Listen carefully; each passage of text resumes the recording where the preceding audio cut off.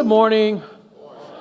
For all you heavy internet users, or not so heavy, how many of you know what a terms of use agreement is?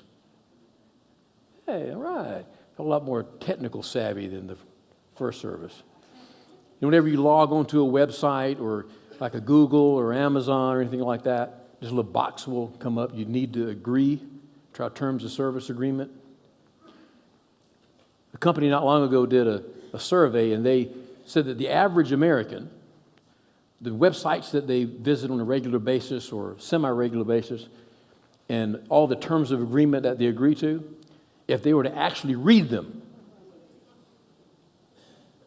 it would, check that, it would take 76 working days. That's 2.5 months of work just to read the user agreement.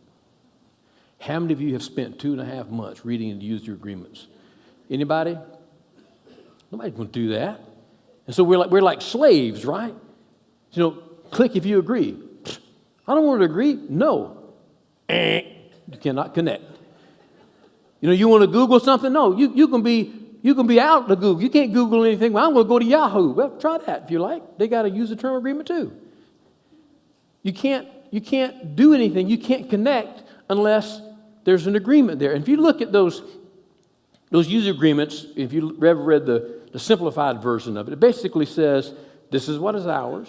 This is what we're going to provide. This is what's yours. And there's nothing that's ours. There's nothing that we have together. This is ours. This is yours. But in order to connect and be a part of that, you have to agree. Now, today we're starting a new series called Stocking Stuffers. It's actually a marriage series.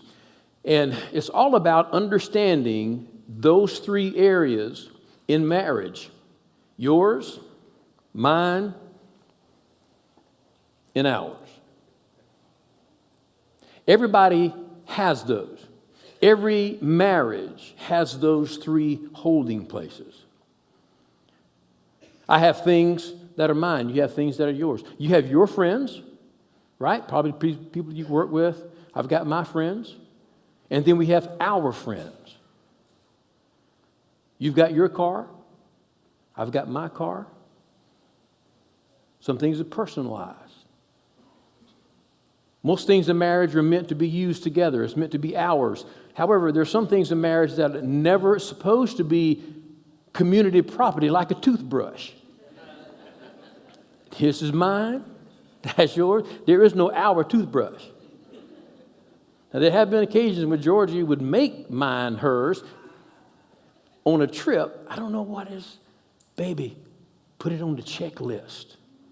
I'm a big fan of the travel checklist.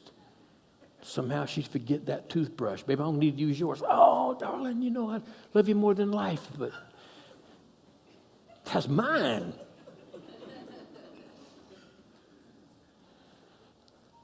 We all understand there are things in a relationship that is yours and mine and ours. And we need to understand those roles. And whenever in marriage, when it comes to money, that's a big one. We need to understand within marriage where those dividers fall. And whenever we're talking about money in the context of marriage, there's one thing that is absolutely vital to have, and that is agreement. Say agreement. Agree with me, agreement, yeah. Amos chapter 3 says, can 2 walk together unless they have agreed to do so? No, they can't. For years, Georgie and I, we've walked together. Started off years ago as a way of exercise, but we've done it less and less over the last several years, and that's by my choice. And the reason is that we don't agree on the walking thing. We'll start off okay, you know, how was your day? What's up? And all of a sudden, hey, and she goes ahead of me, hey, and I'll grab her by the arm, baby, no, whoa, hold up, you know, cool it a little bit, stay with me. And inevitably, she can't do it. She has this thing in her mind, she wants to get the heart rate up, and so she's kind of, you know, and I'm kind of like, what's up, you know, we're just walking, we're just walking. But she wants to go fast. I don't want to go fast. I don't mind doing cardio. I go to the gym to do cardio. But when I'm walking, I don't want to walk fast. It doesn't matter, oh my gosh, how much I try. She gets ahead. And sometimes I say, I turn around, go the other way. I've done that. I turn around, I said, nuts on this, I'm going home. And I turn around and go back. Now, got to pay the price for that when she gets home. What's the old show? Don't do the crime if you can't do the time. Well, I was doing the time when I got home. But listen, I want to walk together, but we have to agree on the pace, right? Can two walk together unless they agree? No, they cannot walk together unless they agree. And whenever it comes to money in marriage, we have to make sure that we have agreement. And there are three things that we need to agree on in marriage and when it comes to money. Number one, we need to agree on where are we? We need to understand what is our place right now. Where's our place? Where do we stand? Number two, we need to agree where we're going.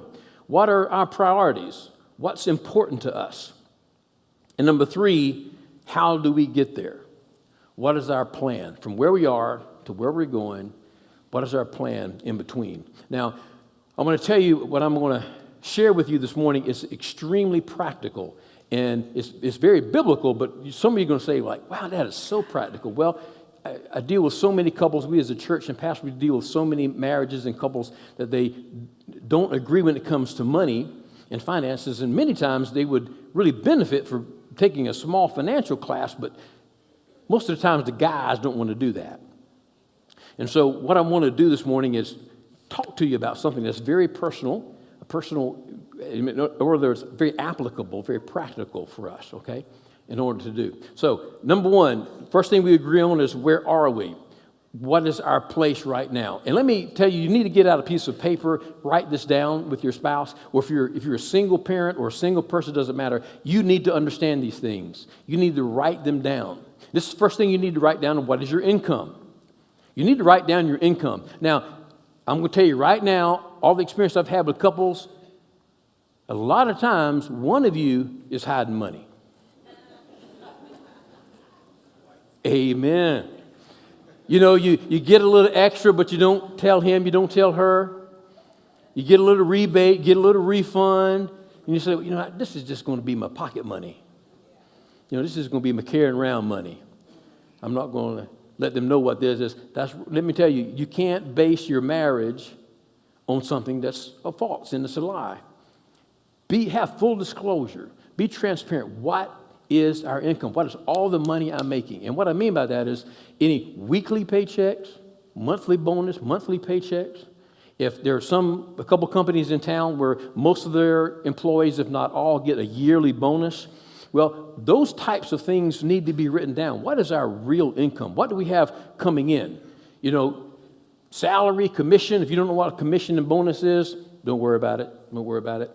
Retirement, Social Security, interest. If you have stocks that pay dividends, if you have anything like that, you need to make sure you write those down. Any regularly expected income, write it down. Then write down your obligations. Now, your obligations are things like your mortgage and your rent, all utilities, that includes electric bill, phone bill, cell phone bill, internet, cable. Those are all bundled together, what they call utilities. Write all those things down. And then you want to write down the things that are necessary to live. This is what you have to have from day to day. When you say obligations, what is it that we really need to live? And let me tell you, you don't have to get your hair done every week to live. You don't have to have the full ESPN package to live. There's some things we're going to write down. I got to have this. Some things you don't have to have. If you have the money to have them and you agree to get your hair done every week or a full ESPN package, then that's fine. But obligations are things that you really are obligated to pay in order just to get by. And then there's debt. Car payments, credit cards, loans you owe your mom, your dad, your uncle, your grandfather. You could have a loan on you can borrow money on anything now. A storage shed, a boat, an RV, a timeshare. See, the thing about debt, though, debt can be a real killer in a marriage because you become overextended, and many times, as my mom used to say, you rob Peter to pay Paul. And eventually, your personal finances almost becomes like a Ponzi scheme. You're saying you're going to be able to pay this back, and you don't, and so you borrow something else in order to pay that back, and you end up bankrupt many times because of debt. Debt is so corrosive. That's why Proverbs 22 says that the borrower is a servant to the lender.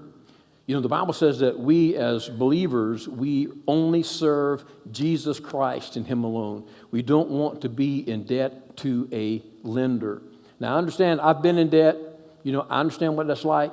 But you just need to understand when you begin to work these things through that debt is not good. You want as little debt as you can. It's better to pay the price now and not have those things than it is to go ahead and get them, and you will pay the price later. So you need to understand what your income is, what your obligations are, what debt you have, and then you need to know what your assets are. What is it that you actually own?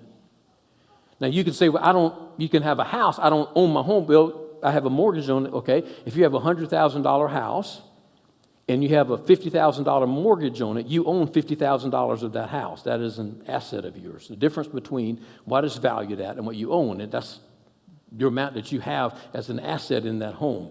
So you need to write these things down. What kind of assets do I have? In real estate, do I have some land that I inherited someplace?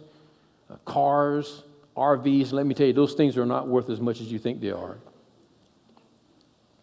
If you have any savings, stocks, investments, 401ks, shares in business, and then there are personal effects that you have that are assets to you. And that's stuff like your household appliances. You know, I don't write those down. Well, if you ever had to compile a personal financial statement in order to get a loan, you have a personal financial statement that shows these are all your liabilities, these are the things that you owe, these that you have as income and assets, these are things that you owe, and the difference is actually what you are worth as a person, how much net worth you have. So it's important to understand what your assets are.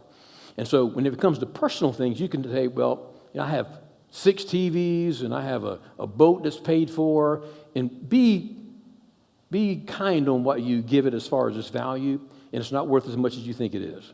That boat is not as valuable as you think it is. Those TVs probably aren't worth as much as you think they are. And the reason it's important to write down your assets like that is because if you begin to put together a financial plan for your family and you have too much debt, you owe too much, and you have a hard time making your bills, you need to understand what it is that you have as an asset that you could liquidate in order to get in a better financial place. For example, let's say that you've made some bad credit decisions and you owe $20,000 on a credit card, and it's a high-interest credit card, and you're paying $300 a month on that $10,000 balance on that credit card. Well, your grandmother left you some jewelry that's worth $10,000. But that's my grandmama. My grandmama gave me that jewelry. I understand, but that's it's something that you have as an asset. It would probably be a good financial decision to sell that jewelry. See, because keeping grandmama's jewelry is costing you $300 a month. You understand what I'm saying? So it's important to know what kind of assets that you have that could be liquidated to help you get in a better financial place. So write down what your income is, what you're obligated to pay, what your debt is, and also the assets. And this is an important understanding, is that's not how much that you have, but it's about what do you do with what you do have. We're all about in the spiritual world of being faithful with what God has given us. And we don't need to amass a lot of things to be happy in a marriage. As a matter of fact, Proverbs 15 says it's better to have a little, to live with a little, with the fear of the Lord than to have great treasure in inner turmoil. But how much you have is not going to make you happy. What's going to make you happy is being at peace with your spouse. And it's not about having things, because if things are that important, things will never satisfy. They will multiply. Now I want this, and I want a bigger this and a better this. It's all about understanding, having peace within your marriage. Now the second question is where are we going? Once you understand where you are, what is your true financial place, where are we going? What are our priorities? What is important to us on our journey? I was having a conversation last week with some good friends of ours, and they're retired. They're living out of town now. But they want to plan an East Coast trip from South Carolina up to New York or Maine, and they want to eat their way up the coast. I said, that is such a cool idea. What they want to do is they want to, look at like dive-ins, diners and dives or whatever that thing is, or, look on some of the travel sites. What are the best restaurants between South Carolina and New York? And so they're mapping this thing out, and their priority, what's important to them, is food. So they're not saying, what is the best hotels we can stay in? What are the best clubs we can visit? What are the best, theme parks we can go see? What are the best museums? That's not a priority to them. Their priority is food. So their journey, their priority, they're going to look at the best places to eat and then visit them. And that's kind of what it's like whenever you begin to put together a financial understanding and you want to be in agreement with money with your spouse is, what are our priorities? What's important on our journey to where we're going? And one thing as a believer that it must be a priority is giving. We're called by God to be generous. We need to be givers. God says that the Bible says that God so loved that he gave. And that's like it is to be in a heart with God, is to be generous and be a giver.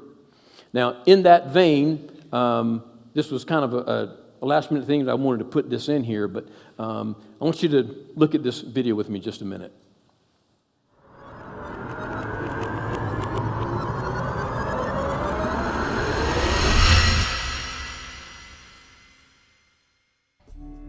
Hey, Cornerstone family, I want to give you a year-end challenge. But I'm going to start with a little history lesson first. This year, Cornerstone is now 22 years old. We started back in 1996 in a little small mirrored room at a gymnastics center here in Orangeburg. And 7 years later, in 2003, we built our first campus over on Willington Road. And we've made so many additions to that place within the first 4 years, but we still outgrew it. So in 2008, we moved into our current location here on Chestnut, and God has continued to do great things through this church and this community. And in 2010, we started our Bamberg campus. Now here we are, we're fastly approaching 2019, and we have a new challenge. How do we continue to carry out the mission and vision that God has given us in a culture and a community that is so divided, so discouraged, and honestly, where spirituality, the things of God, and especially church things, are no longer seen as a priority? Simply because that's the way the culture sees things does not diminish our call as a church to impact the community that God has put us in. Well, we have prayed through this a lot, and we have researched this a lot, and we've sought God on this a lot, and we feel as if we are going to approach the coming years with a three-pronged strategy. First is that we need to make sure that our kids' environments are top-notch. As young families come into the church, they're looking for an environment where their kids can gain biblical understanding because they don't get it at school or anywhere else, and most parents don't feel equipped enough to give them biblical instruction at home. Secondly, we need to make sure that we have everything in place to digitally broadcast our services and other areas in our church online. And most of our audio and video equipment that we have in our lighting is 10 or 12 years old. It simply is not in the place that it needs to be in order for us to carry that out. And third, we need to concentrate on forming community circles within our church. Now, this is the challenge. In our campus here and in our Bamberg campus, our children's areas need to be updated. In our Bamberg campus, let me tell you, we have grown in Bamberg, and we've had to bring in a portable unit outside of our current building for youth and for children. And now that portable unit sits in our parking lot, and it desperately needs to be retrofitted to fit that environment. Our audio video within our worship center, they need to be updated. Our kids' environments have to be updated. And these are things that we simply must get ahead of the curve if we're going to continue to carry out the mission that God has given us as a church. So, wrap all this up, let me tell you, this is the challenge. In order to do that, those things, and to continue to follow the mission and vision that God has given us, we're going to need to update all of those things in both of our campuses, and it's going to cost us in excess of $100,000. That's not something that we want to put in our budget, and so this is what I'm asking of you. Will you prayerfully consider giving a gift before the end of the year, designated for the special gift for 2018, that we can earmark those funds specifically for these updates that we need to make? We desperately need to have all this in place if we're going to continue to follow the mission that God has given us. So prayerfully consider that. And when I'm talking about a gift that's over and above your normal tithe, this is a special gift. And let me encourage you, my wife and I, Georgia and I, we plan to give sacrificially to this. So I'm not asking you to do something that we're not willing to do. So would you be willing to have a one-time sacrificial gift over and above your normal giving so that we can continue to do the things that God has called us to do? We certainly do appreciate you partnering with us and being a part of this great mission that God has given Cornerstone. Happy holidays.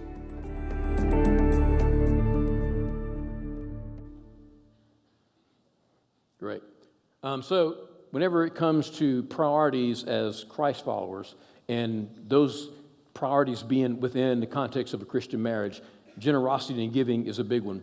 Another big one is saving. It's important to save. Proverbs 13 says that good people leave an inheritance for their grandchildren, but the sinner's wealth passes to the godly. In other words, we can't spend all that we have right now. Not only are we givers, but we're also savers. We plan for the future. And within that savings context, there are going to be some things that are going to be a bigger priority for you than others. Most of it's going to depend upon what chapter of life you're in right now. Things could be important like your children's education. If they aren't already in college, hopefully they will be. And believe me, that takes a chunk, y'all. Let me tell you, my goodness, we have, we've got 3 kids, and the way we planned it, I'm kind of a planner kind of person, so way back in the day, Georgie and I were like, okay, we're going to have our kids 4 years apart. God willing. That way 2 won't be in college at the same time. Sound like a good plan? Great plan. But then the 2 oldest girls decide they're going to grad school. Messes the math all up. One of them decides to go to law school, and now my son, he's finished his undergrad. Now he's going on to a graduate study. I'm like, man, these kids, I'm going to be 90 by the time to get off my checkbook. Kids' education is an important thing. So is retirement. Let me encourage you, I'm going to tell you like this, put your retirement ahead of your kids' education. That's just my opinion. Some people say that too. Because you know what? They have their whole life ahead of them. We help our kids, but you know what? They've invested some of that too. Daddy and mama got to be okay. So make sure that you're saving for retirement. And you say, I'm 25 years old. I say, take it from somebody who knows you're going to be 55 before you know it. I know your parents tell you that, but I'm going to tell you it comes just like that. $20, $30 a month when you're 20s and your 30s, it will make a tremendous difference by the time you retire. You need to have savings for more short-term things like vacations, Christmas presents. Those are 2 things that most couples get into trouble with, is they don't plan for vacation. How many of y'all like vacation? We have vacationing people, In Europe, they call it holiday. I'm going on holiday. I like going on holiday. I like having vacation. But most people, you don't save for vacation. But when it's time to go on vacation, we're going to go on vacation, right? So you end up borrowing the money or putting it on the credit card because I got to have a break. I've been working too hard. I deserve this. All that may very well be the truth. But you end up going in debt to go on vacation. And then when Christmas time comes, we don't have any money. And then, I got to get my baby something. I got to get my sweetie something. I got to get her parents. And so, we like to be givers to one another during Christmas. And so all of a sudden we go into more debt for Christmas presents. Vacations and Christmas presents will mess you up. And they will come every year. So it's better to plan for those things rather than sneaking up on you.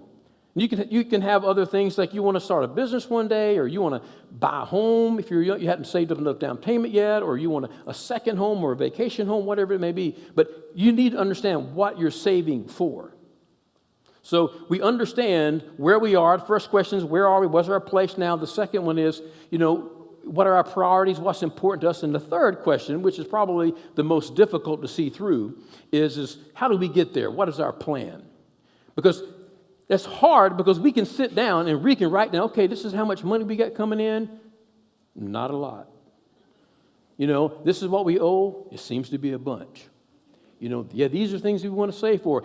We can do that in a pretty short period of time. But when it comes to putting together a plan, when it comes together to have a real plan as to how to accomplish those things, that takes a lot of work. It's not something you can do in one sitting. It's something you have to think about every day, every week, every month, every year. And that's where most people, the wheels just come off when it comes to putting together a plan or following a budget. Now, we've done something, we've kind of come up with, George and I have come up with our own little system that we've developed over the years, where you know for a fact that I'm a simple guy, and if something's not simple, it's hard for me to hang with it. Because I've tried all the complicated budget things. How many of you ever used to try the cash in the envelope? Y'all remember that? This is old schoolers. Boy, there's no old schoolers in here but me. I got you.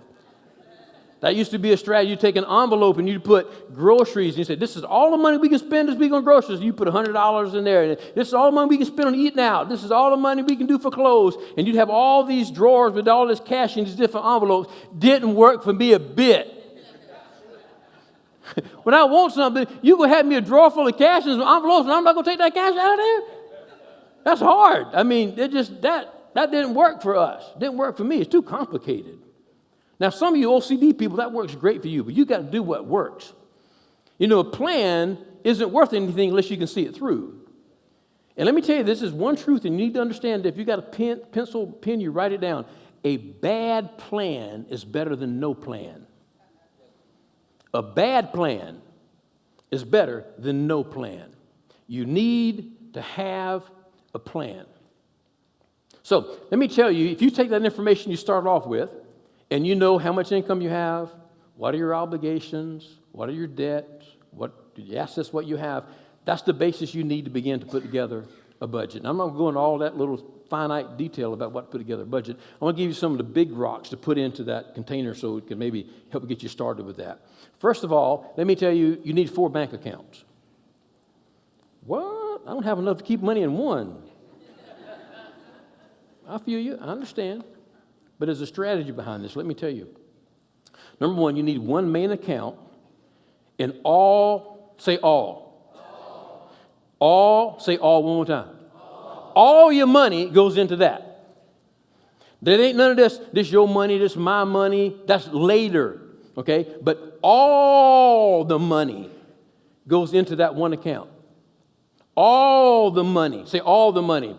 All the money goes into that account, and that is the only account that you get a debit card for. These other accounts I'm talking about, do not get a debit card for them. Because if you at the checkout and you don't have quite enough money, and you say, oh, I got this other debit card. I'm going to just take this out of my savings. I got another debit card. No. It messes with the whole thing.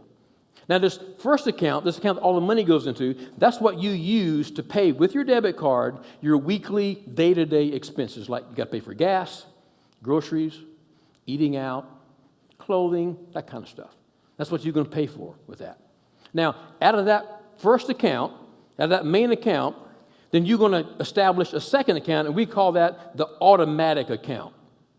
The automatic account. Now, in the automatic account, that's where you pay for things that you know every single month you're going to have to pay. Every single month you've got to pay rent or mortgage payment, right? You're going to pay utilities. You're going to keep the lights on. Most of you are going to pay your cable bill, cell phone bill, whatever it may be. Those are the payments that you know you're going to pay every month. Now, what you want to do is you want to be able to take that as an example. Let's just assume that you have rent or utilities. When I put this sample up, say your monthly expenses are $1,200 a month. There you go. And $200 is for rent. You know what? I put that down way too low. I meant to go back and change that. However, the principle is true. You have mortgage and rent that you know you're going to pay. $600, that's all your utilities. Remember, your lights, your air, cable, all that kind of stuff. and monthly payments, a car payment or a credit card, whatever it may be. And so $1,200 a month, you know every single month you're going to have to pay those. So you take that $1,200 and you divide it by 4 weeks in a month, right? Which is $300 a week. So you need to put $300 a week into that second account, your automatic account. If you get paid every Friday, you go to the bank and you say, listen, every Friday, I need you to transfer automatically. Do not say, I'm going to do this myself. No. This plan is not going to work if you do it that way. If you get paid on Friday and you put your check in, you tell the bank every Friday, I need you to automatically transfer $300 from that account to this account. And in that automatic account, that second one, you set up automatic payments. Automatic. Any bank you go to now, they got pay online automatic payments. You got a bank payment for your house on the 10th. You set it up every single month to be mailed on the 8th. If you'll rent on the 1st, you set it up to mail it to your landlord on the 30th of every month on the 30th of the month before it's due. If you have utilities, set it up as an automatic draft. Go down to DPU, you give them a check. I want to automatically my utility bill come out of this account every single month. You're like, I can't do that. Oh, you're going to pay it. Right? You're going to pay it either way. Well, let me tell you what happens whenever money is a little tight, which that's the case with most of us. Let me tell you what happens. When we don't plan it out that way, we end up paying a late charge on our utilities. I know people that pay late charge every month. Every month they're paying late payments. And it's almost like, you know what? Maybe somehow God is going to leave my lights on for free. I just don't pay it, and they won't come turn it off. I've known couples that got their utility turned off every month. They pay a late fee, and then they pay a $35 reconnection fee every month. That's because they don't have a plan in place to play that. Or something comes up, and you didn't plan, and you pay your mortgage late. Oh my gosh, that hurts your credit. You pay a big late fee. And let me tell you how that accumulates, because if you don't keep up with that kind of stuff, then your credit score isn't good. And when you go to buy something else, you can pay an exorbitant amount of interest charges that you shouldn't be there. It's going to cost you so much money not to have something in place that those monthly bills are paid on time, automatic. You don't even have to think about it. You take your monthly bills, you draft them, automatic payments for your monthly bills. Okay, so you have your one big account, all the money goes into that. You have an automatic account that all your monthly payments come out of. And then you need a third account as a short-term savings account. Short-term savings account is like, yearly things that will come up. What happens when you got to pay car insurance? That normally, a lot of times, that comes up once a year, twice a year, and it catches us by surprise. Or when's the last time you had to put tires on your car? Boy, I got upset about that. I don't know. It's been a while since I bought a tire. In my mind, back in the day, you could always get, a pretty good tire less than $100 a piece. I'm thinking $80, $85. You can't hardly get a Tonka truck tire for $85. I was like, this is ridiculous how much these tires cost. If you got to get 4 tires, you in $800. And what happens if you don't have that? You're going to say, you know what? I'm going to have to pay for these tires this week. I know my house is coming next week, but I pray God, give me enough money to make the house payment, but it doesn't come. You end up paying a late fee on that. You take the money that should be for the utility bill a week after that, you're borrowing from Peter to pay Paul, and you get behind in everything. What happens when you got a leaky pipe? You got to call a plumber, and the plumber costs you $200 to fix it. Where's that $200 going to come from? That's what your short-term savings account's for. Then your fourth account is a long-term savings account. Your long-term savings account is things like you're saving up for a business, you're saving for a house down payment, you're saving, that's almost like you would call it a disaster savings account too. What happens if you were to lose your job?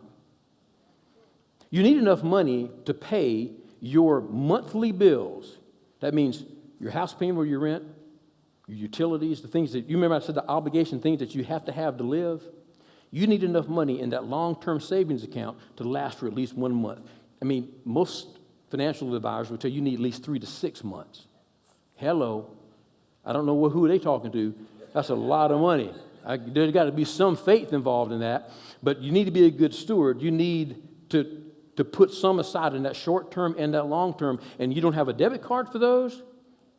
And probably need to hide the checkbook. Give it to your grandmama. Say, don't give me the checkbook unless I give you a doctor's excuse or something that I need to write something out of that. Because if you don't, you'll end up being in a bad spot. You know, disagreements about money is one of the greatest sources of discourse and divorces in marriage. I've been doing this for 35 years, and I've seen it countless times where a couple, they're not communicating, they don't agree, they don't have a plan in place, and they keep, even if a family member or someone comes and bails them out, they don't change anything. You remember the definition of insanity is continue to do the same thing, but you expect a different result. You can't expect to get ahead financially by doing the same thing that you're doing now. You can't put your hope into the lottery, okay? That's not, oh boy, I know one day I'm going to hit it big. No, it doesn't work that way. You got to do life in the real world. And so you say, well, I can't afford to put $300 a week. I do have $1,200 a month in obligations, but I can't afford that. You know what? You start doing something now. Put $20 a week. Next month, put $30 a week. Next month, you start to develop habits that puts you in that place that you can do your finances well. I don't have any money to save if I pay all my bills. Do you have $1? Open that account and tell the bank to transfer $1. How about a cup of coffee a week? How about $5 a week? You put the money in, you transfer $300 into your account. How about $5 into your savings account? And say, next month, I'm going to up it. I'm going to go $7 a week. Then the next month, I'm going to go $10 a week. You will be amazed. You have to get into the habit of having sound financial decisions and planning. It's just not going to come to you all of a sudden. The Bible says, he who stores away money little by little generates wealth. It's little by little, piece by piece. That's how it's put together. It's not some great big windfall. We need to have the right mindset when it comes to money in marriage. Go old school, Genesis 2. The two shall become one. Whenever you're married, then you're one. You have to seek and understand agreement. And when it comes to money, communication is going to be the key. If you need to talk about money, if it's real tough, you need to talk about money every day. You need to talk about it every week. You need to talk about it every month. You got to have that open communication. Open communication. You know what? We didn't plan for this. The plumber had to come for $200. We can't go out to eat lunch this week, baby. It's bologna sandwiches. There's nothing wrong with bologna sandwich. Bologna sandwich, good. Get some Walmart brown potato chips. Don't get delayed. Get some Walmart potato chips, bologna sandwich, pay the price, and get it right. But you communicate those. Don't expect your husband to eat a bologna sandwich and you go out, you go out every day. Or don't expect your wife to do that and you go out, this is part of my business. Take your sandwich. Take your bologna sandwich and take it like a man. Do what you got to do to get on the right spot. Ephesians 4 says, make every effort. Say every effort.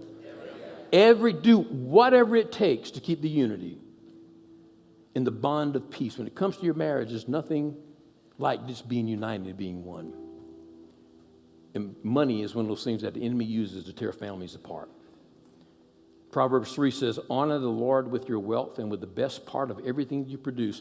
Honor the Lord with everything that you do. Every financial decision that you make. All your income, all your obligations, all your payments, all your priorities, your giving, your saving, your spending, all those things. It doesn't matter what it is, big or small. Honor God with all of your money because is that ground is where good seed can take place. If you want God to honor you and bless you, Luke 15 says, you can't be faithful with much if you're not faithful with a little thing. Begin with the little thing. Begin to put a plan in place so that you can get to a new place with your money and with your marriage. Won't you stand with me and let's pray together. God, we love you. We thank you that you are the giver of all good things.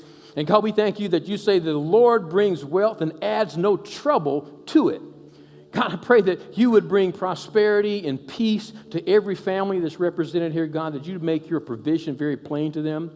Give them the strength and the self-discipline and the perseverance it takes to make sound decisions so that the future will be bright. In Jesus' name, amen.